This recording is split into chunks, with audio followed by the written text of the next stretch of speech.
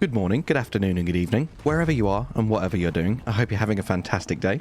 In this video, I'm going to be explaining many interesting things that you may not know about the story and lore of Final Fantasy XVI. From the world itself, through to the characters, the kingdoms, the Mothercrystals, the icons, and even rounding it off with some incredibly juicy speculation based on everything we know so far. For instance, do you know which kingdom the legendary Warden of Darkness, Odin himself, currently rules over? Or do you know the origin of the Blight and what is causing it to spread so rapidly? Strap in and join me as we uncover these secrets and so much more. I'd like to start by talking you through the 5 main kingdoms who reign over most of Valisthea. They are the Grand Duchy of Rosaria, the Iron Kingdom, the Dalmekian Republic, the Holy Empire of Sanbreque, and the Kingdom of Warlode. Before we delve into the kingdoms though, you must first understand more about the Mothercrystals, as these great nations would not exist without them. There are 6 known Mothercrystals, and Mothercrystals are enormous glassy mountains that are the source of all of the crystals that people rely on in their everyday lives to cast magics. There are 2 other primary ways to cast magics, being dominance and bearers, but we'll discuss them later. Mothercrystals also naturally make the lands surrounding them rich with ether, which in turn makes the magics cast with the crystals even more potent.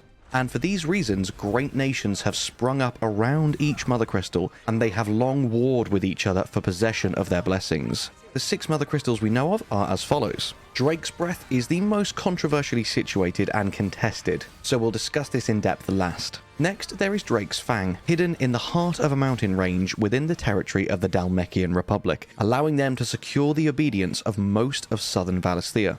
There is also Drake's Spine. This Mothercrystal is situated in Stonehere, the capital of Warlode. Then we have Drake's Head. This is at the heart of the Holy Empire of Sanbreque, which they have built their capital city around. We also have Drake's Eye. This is in a bitterly cold region in the northern reaches of the continent of Storm. Its power has dwindled significantly, and with it the power of the warlike peoples surrounding it, which eventually allowed Archduke Elwin Rosfield of Rosaria to pacify and unite these nations. More on that later. The 5th Mothercrystal is Drake's Tail. This sits at the heart of Valisthea and is the tallest of all the Mothercrystals.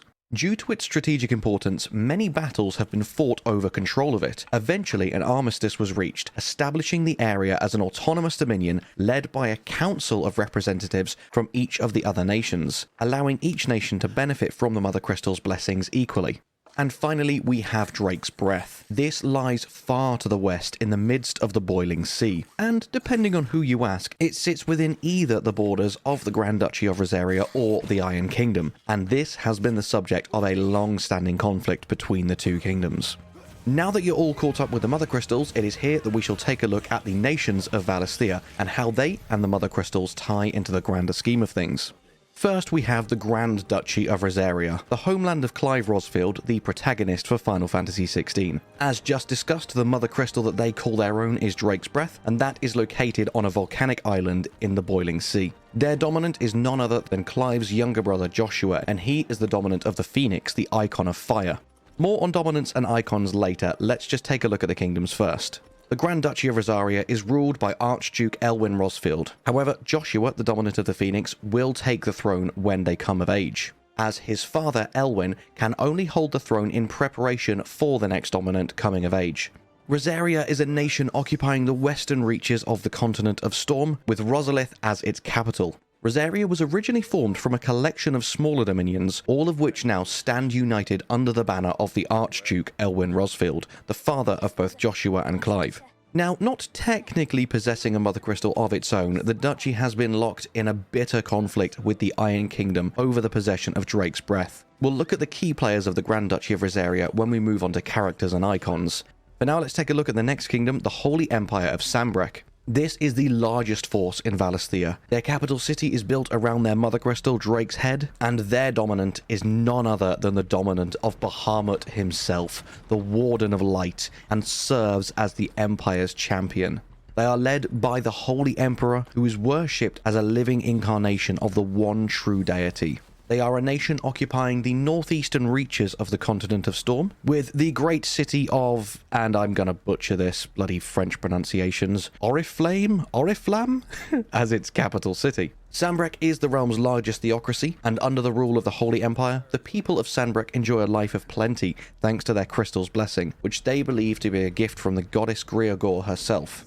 Next, we'll take a look at the Kingdom of Warlode. They lay claim to the entire eastern half of Valisthea. Their dominant is the legendary Warden of Darkness, Odin, and he currently rules the realm. With the help of the mighty Odin, they often have to put down rebellions from orcs and other beastmen. Warlode has their capital at Stonehere, which is home to their mother crystal, the Drake's Spine. They are also the last surviving nation of Ash. They are a very warlike kingdom, and its considerable military might serves to keep the neighbouring countries at bay. While Warlode does maintain a notional alliance with the Dhalmekian Republic in Southern Storm, it is very much a marriage of convenience. And talking of the Dhalmekians, the Dhalmekian Republic is made up of 5 states from which members of its ruling parliament are drawn. The dominant of the Titan, the Icon of Earth, is considered a special advisor to Parliament, but does have a significant say in decision-making. Their mother crystal, Drake's Fang, is partially hidden in the heart of a mountain range, allowing the Republic to secure the obedience of most of southern Valisthea. They are a nation formed from a federation of 5 smaller states, as mentioned, and they have their capital in Randalar. There is no official state religion, citizens are free to worship as they please. And their key political entry is Parliament, which is formed from ministers representing each of the states, with a Prime Minister at its head. And last but not least, we have got the Iron Kingdom, an island kingdom located off the coast of the Storm. Their territory, depending on who you ask, contains the island housing Drake's Breath, a source of contention with Rosaria. They are isolated and aloof from other nations. They speak their own language. They are ruled through the crystalline Orthodox faith, an extreme faith that worships crystals and judges dominance to be an unholy abomination. They actively execute any dominance born within their kingdom. The Iron Kingdom is an archipelago nation situated off the west coast of the main continent of Storm, their inhabitants actively shunning any contact with all outsiders, which has given rise to a unique, if largely inward-looking culture. And finally, though not technically a kingdom, we also have the Crystalline Dominion. This sits at the heart of Valisthea around the tallest of the Mother Crystals, Drake's Tail. Due to its strategic importance, many battles have been fought for control over it. Eventually, as mentioned in part 1 of this video, an armistice was reached establishing this area as an autonomous dominion led by a council of representatives from each of the 5 nations, allowing each one to benefit from the Mother Crystal evenly. And no known dominant currently makes their home there. If you'd like me to deep dive into each of the kingdoms, let me know. There's so much more I can share with you about how they operate, their army composition, their battle tactics, favorite weapons, religions, governments, and so much more. But let's not get ahead of ourselves for now. I want to keep this fairly concise, even though it's probably still going to be a long one. And next up, let me talk to you about characters and icons. The main character is obviously Torgal. Were you expecting me to say Clive? No, Torgal is best boy. Clive is merely there to ensure that Torgal can live his best life and gets all the love he deserves. In all seriousness, Clive and Torgal really do go hand in hand. Clive Rosfield being the firstborn son of the Archduke of Rosaria, though he was not born as the dominant of the Phoenix and thus cannot inherit the throne. Therefore, instead he dedicated himself to mastering the blade and finding his role in the world, and became the first shield of Rosaria in order to guard his younger brother Joshua, who is the dominant of the Phoenix. Fun fact, it's confirmed that Clive is 15 years old during the scenes at the castle when it is attacked, and this happened 13 years earlier. So during the opening cutscenes where we see him branded and drafted into the Sanbreque army, that means he's about 28 years old in these scenes. And we'll be talking about them scenes and what being branded actually means later on in the video. For now, let's have a look at the other main characters. Of course, you have Torgal. He was brought back from one of Archduke Elwin's expeditions to the frozen northern territories, where he was unfortunately found half-starved and shivering in a snowfield, having presumably been separated from the rest of his pack. Elwin gifted the puppy to Clive upon his return, and the two have since become completely inseparable. Next, we will look at Joshua Rosfield, the second son of the Archduke of Rosaria and the dominant of the Phoenix. He is extremely kind and warm-hearted despite his noble upbringing. Joshua was appointed heir to the throne by virtue of his awakening as the dominant of the Phoenix. His love and admiration for his elder brother Clive is absolute, and he is only too proud to have him serve as his first shield. Alongside Joshua and Clive, you also have Jill Warwick. She was born a princess of the Northern Territories, and was made a ward of Rosaria after her homeland's incessant raids were quelled by the duchy. She was raised in Rosalith Castle alongside Clive and Joshua, who have come to love her as a sister. And as we've already spoke about him, let's briefly cover Elwyn, the Archduke of Rosaria himself, at least at the start of the game. We'll come back to that later. He is the son of the previous dominant, and therefore did not inherit the Eikon's powers, as he was born before his father passed away.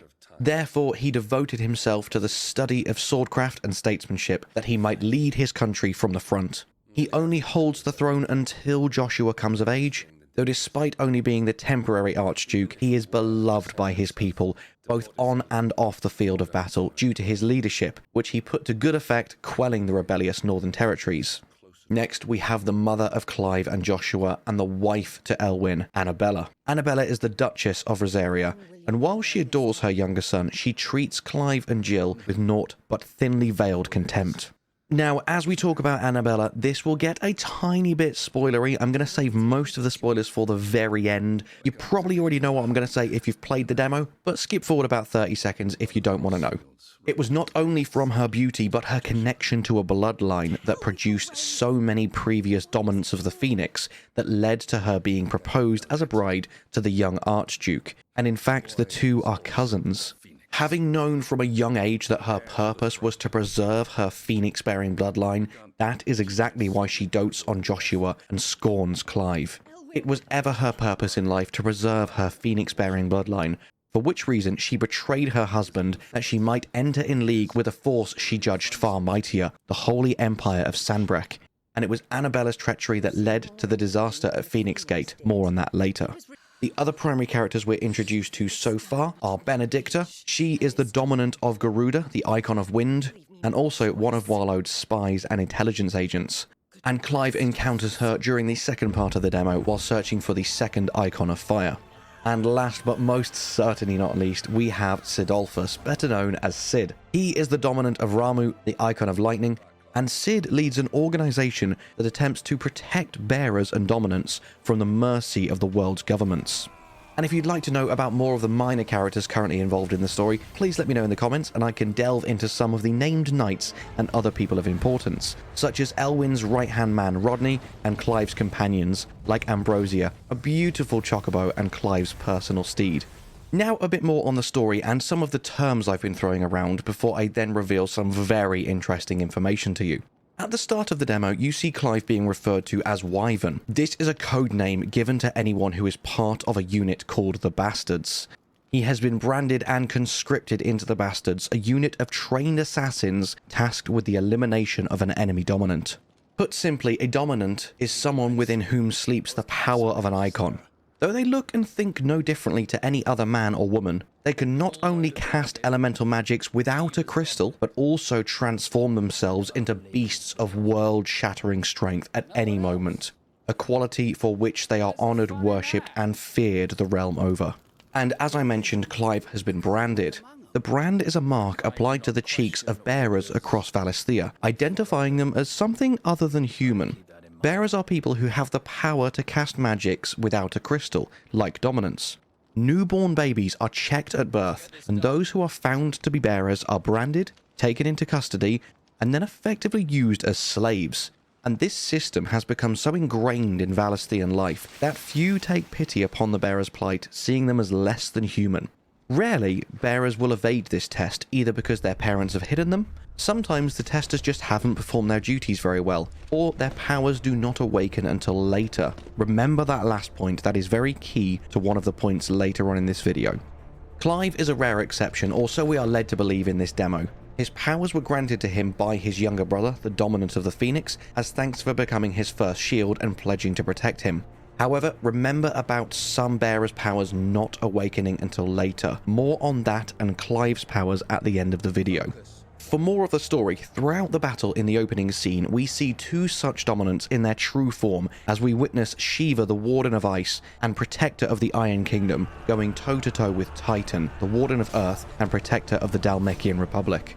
Now this is where it starts to get a bit confusing and some of the detail is a bit hazy from just the demo alone. So follow along closely as we discuss this battle and many others that take place in the Nisa Defile in the order that I believe the events have occurred.